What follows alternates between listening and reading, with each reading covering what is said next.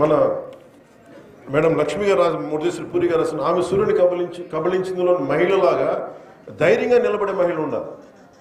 పోరాటాలు చేస్తున్నప్పుడు అవకాశాల కోసమో రాజకీయ ఎదుగుదల కోసమో కాదు, సమాజంలో బలమైన మార్పు రావాలంటే మహిళ చేయగలదు. అలాంటి మహిళలు మనకి మన జనసేనలో ఉండాలని చెప్పి అందుకనే వాళ్ళకి చెప్పడానికి ఝాన్సీ వీర మహిళా విభాగం అని పెట్టాను. ఎందుకంటే మీరెవ్వరికి తక్కువ కాదు, మీరు బలమైన వ్యక్తులను చెప్పడానికి. అలాగే నాకు ఇందాక కుప్పిల్ పద్మ గారు చెప్తే మా మదర్ గురించి చెప్తామంటే నాకు గుర్తొచ్చింది. ఈరోజు మా మదర్ బాగోలేదు, ఆవిడ బెడ్ రెస్ట్లో ఉన్న చాలా నెలల నుంచి బాగుండట్లేదు. సో మా అమ్మ మాకు ఎంత నిలబడింది అంటే చిన్నప్పుడు ఈ స్కూల్లో మన ఈ మాలతి క్యారెక్టర్ లాగా ఎవరన్నా మేము ప్రతిసారి ట్రాన్స్ఫర్స్ వల్ల మారుతూ ఉంటే ఏడిపిస్తూ ఉంటే గొడవలు పడుతూ ఉంటే స్కూల్కి వెళ్ళిన కొత్తల్లో మా అమ్మ చెప్పేది, నువ్వు ఎందుకు భయపడి పారిపోతావు, నిలబడు, ఏది కావాలంటే రక్షించుకో, నేను 10 దెబ్బలు కొడుతూ నువ్వు తిరిగి 1 దెబ్బ కొట్టు, లేదంటే నువ్వు ప్రపంచంలో బతకలేవు. ఇది మా అమ్మ చెప్పిన మాట.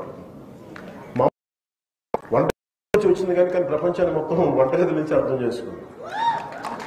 ఇది మా అమ్మకే కాదు, సగటు భారతీయ కుటుంబాల్లో ఉండే ప్రతి మహిళ ఇలాగే ఉంటుంది. సో అలాంటి మహిళల అలాంటి తల్లి దగ్గర అలాంటి ఉదయం దగ్గర నేను పెరిగాను. సో అందుకని నేను సంపూర్ణమైన విశ్వాసంతో సంపూర్ణమైన నాకు మహిళ 33% రిజర్వేషన్ మన ప్రధానమంత్రి గారి నేతృత్వంలో ఎన్డీఏ ప్రభుత్వం ఈరోజు మనకి తీసుకొచ్చింది. త్వరలో అది ఏదో రాబోయే సంవత్సరాలు అది అమలు అవుతుంది. ఈ లోపల మనకు కావాల్సింది మీరు నిజంగా ట్రూ ఉమెన్ ఎంపవర్మెంట్ అంటే మనం కూర్చోబెట్టి ఒక ఫెమినిజంకి డిఫరెంట్ అర్థాలు వస్తున్నాయి కానీ ట్రూ మనకి ఎంపవర్మెంట్ అంటే the greatest example is Lakshmi Muralishwari Puri గారు. అంటే మీకు ఆవిడ ఒక అంటే ఆవిడ రచయితను అర్థం చేసుకోవాలి మనం.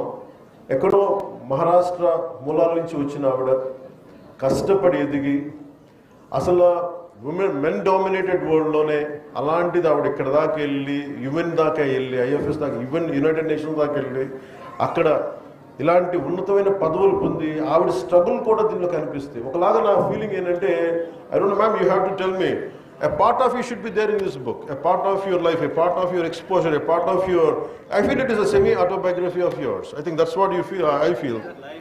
That's more or less your life, right? So it's quite inspiring. We would be reading about you. It's quite inspirational to all of, to everyone, to all the... My parents and that generation, our ancestors. Thank you. So it's truly it's a great thing to do to inspire this generation. And మీ అందరికీ కూడా మనస్ఫూర్తిగా హృదయపూర్వక ధన్యవాదాలు చెప్పుకుంటూ ఈవిని కలవడానికి మా Janasena parliament సభ్యులు వల్లభనేని బాలశౌరి గారు దీన్ని ముందుకు తీసుకొచ్చారు. అలాగే పుస్తక ప్రేమికులు అవనగడ్డ శాసనసభ్యులు శ్రీ మండల బుద్ధప్రసాద్ గారు. ఎందుకంటే నేను ఓపెన్ చేయడం కంటే కూడా ఆయన చేతుల మీదుగా ఓపెన్ చేసి దానికి వచ్చే అందం వేరు, దానికి వచ్చే ఒక బ్యూటీ వేరు దానికి. అందుకనే ఆయన చేత నేను పట్టుకున్నాను కానీ బుద్ధప్రసాద్ గారి చేతే ఫస్ట్ దాన్ని ఓపెన్ చేయించాను. అంటే అలాంటి వ్యక్తులు తెలుగు భాషకి ఉపయోగపడే వ్యక్తులు కానీ వారి నాన్నగారు కానీ వారి కుటుంబంలోనే వారసత్వం ఉంది, తెలుగు భాషకి తెలుగు సంస్కృతికి అండగా నిలబడేవాళ్ళు. ఇలాంటి మహామహుల మధ్య నాకు సత్యప్రసాద్ గారు బాగా మాట్లాడతారని తెలుసు. మేము చాలాసార్లు మన మహారాష్ట్రలో ఎన్నికల్లో కూడా పాల్గొన్నాం ఇద్దరం. కానీ ఈరోజు ఆయన భాషను ఉపన్యాసం చాలాసార్లు ఇంట్రెస్టింగ్గా చాలా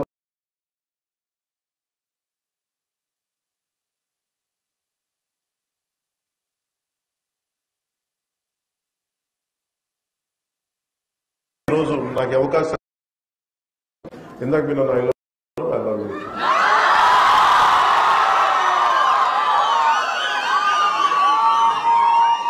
మీ అందరికీ ధన్యవాదాలు తెలుపుకుంటూ ఇంత పొద్దున్నే చేసినందుకు ఈ అవకాశాన్ని, అలాగే కృష్ణారావు గారి గురించి చెప్పాలి. కవి సీనియర్ జర్నలిస్టు అప్పారసు కృష్ణారావు గారి గురించి ఒక గొప్ప పుస్తకం రాయొచ్చు కానీ దానిని తెలుగులో అదే స్థాయిలో అనువదించాలంటే చాలా చాలా కెపాసిటీ కావాలి, అంటే చాలా దగ్గరగా తీయాలి. సో వారికి నా ప్రత్యేక ధన్యవాదాలు తెలుపుకుంటూ మీ అందరికీ పేరు పేరున మీ అందరికీ ధన్యవాదాలు తెలుపుకుంటూ